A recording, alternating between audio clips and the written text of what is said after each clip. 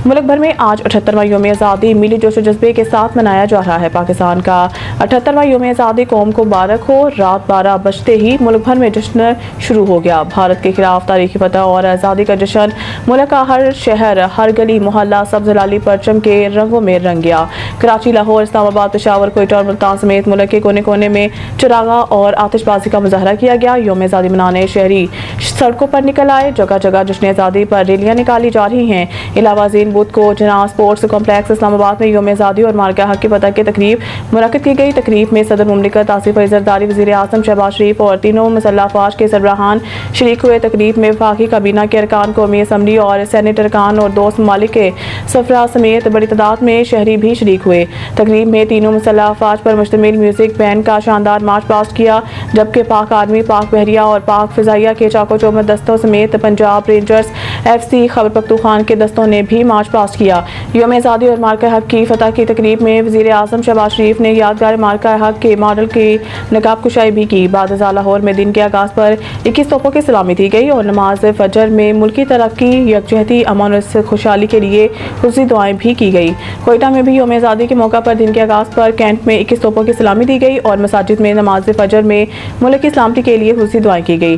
जश्न आज़ादी पर मज़ार कायद कराची और मज़ार इकबाल लाहौर में गार्ड्स की तब्दीली की पुरवकार तकारीब हुई।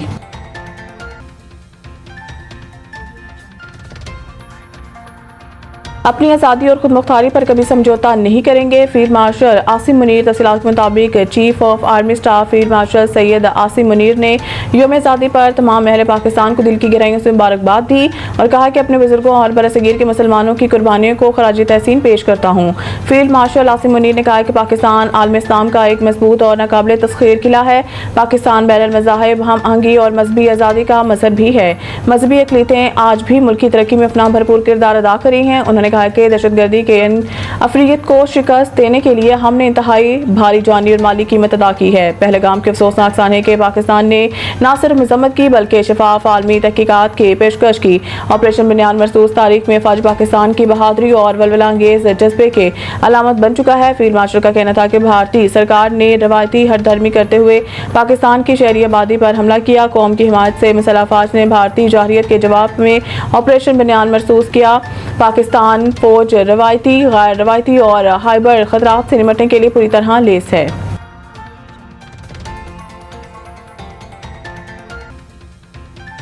एक शख्स कौमी दिनों पर PTI को फोकियत देता है। अहम दिनों पर एहतजाज इनका मामूल बन गया है। वज़ीर दफ़ा ख्वाजा आसिफ का कहना है कि 14 अगस्त और दूसरे कौमी अहमियत के दिनों पर PTI का एहतजाज मामूल बन गया है।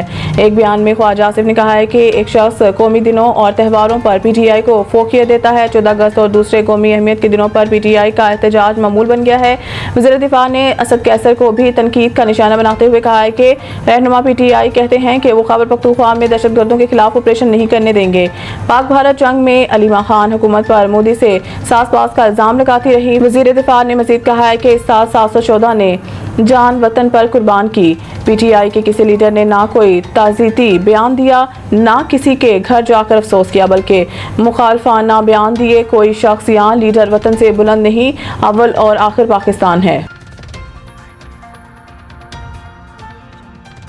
सुप्रीम कोर्ट में 1980 के रूल्स के जगह 2025 के रूल्स बाकायदा लागू कर दिए गए। सुप्रीम कोर्ट ऑफ पाकिस्तान में 1980 के रूल्स की जगह 2025 के रूल्स बाकायदा लागू कर दिए गए हैं। इस हवाले से जारी इलामिया के मुताबिक ये रूल्स अहद हासिल के जदीद तकाज़ों को मद्देनजर रख कर बनाए गए हैं। रूल्स तश्कील के लिए जस्टिस शाहिद वहीद, जस्टिस इरफान सादत, जस्टिस नईम अख्तर अफगान और जस्टिस अकील अब्बासी पर मुश्तमिल कमेटी तश्कील दी गई थी। इलामिया में मज़ीद बताया गया है कि तश्कील करदा कमेटी ने सुप्रीम कोर्ट जजेस, पाकिस्तान बार और सुप्रीम कोर्ट बार समेत दीगर बार से भी मुशावरत की। कमेटी के तजावीज़ को अदालत उस्मा के फुल कोर्ट के सामने रखा गया, जिसने गौर व फिक्र के बाद रूल 2025 को मंजूर किया। मानसून का 7वां स्पेल शुरू, मुख्तलिफ मकामात पर बारिश, बास शहरों में अर्बन फ्लडिंग का खदशा। इस्लामाबाद के अलावा लाहौर के कई इलाकों में सुबह से रिमझिम का सिलसिला जारी। 7वां स्पेल कई दिन तक जारी रहने का इम्कान जाहिर किया गया है। महकमा मौसमियात का कहना है कि आज से 21 अगस्त के दौरान इस्लामाबाद, कश्मीर, बलाई पंजाब, खैबर पख्तूनख्वा और गिलगित बल्तिस्तान में तेज हवाओं और गरज चमक के साथ बारिश और कहीं कहीं मूसलाधार बारिश हो सकती है। खैबर पख्तूनख्वा, मरी गलियात, शुमाल मशरिक पंजाब और आज़ाद कश्मीर के मुकामी नदी नालों में तुगयानी, जबकि इस्लामाबाद, लाहौर और पेशावर में अर्बन फ्लडिंग का खदशा भी जाहिर किया गया है। भारत के एम चिन्नास्वामी स्टेडियम के वर्ल्ड कप की मेज़बानी खतरे में। भारतीय शहर बेंगलुरु के एम चिन्नास्वामी स्टेडियम में शेड्यूल विमेंस वर्ल्ड कप के मैचेस का इनेकाद खतरे में पड़ गया। स्टेडियम के मुतबादिल के तौर पर तिरुवनंतपुरम के ग्रीन फील्ड स्टेडियम का नाम ज़ेरे गौर है।